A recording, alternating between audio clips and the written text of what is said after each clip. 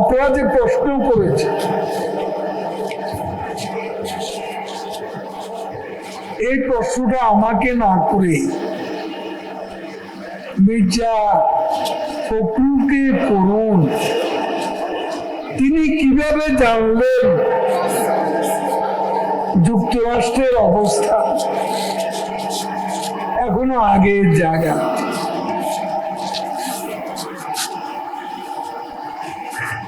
Donald লু, যিনি সহকারী পররাষ্ট্র, তার বক্তব্য কি ফখরুল সাহেব শুনেননি? ফখরুলের প্রশ্নের জবাব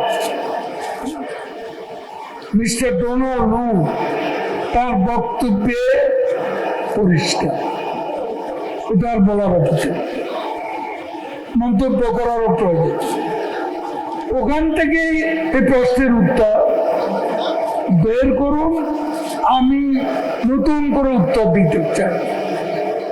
যুক্তরাষ্ট্রে কথা বলেছেন অবস্থা, সেই অবস্থান ব্যাখ্যা করেছেন যুক্তরাষ্ট্রের একজন সহকারী মন্ত্রী। এখানে তিনি যে কথা বলেছেন, এর ফলে ফখরুল সাহেবের যে বক্তব্য, এই বক্তব্যের কোনো মূল্য নেই।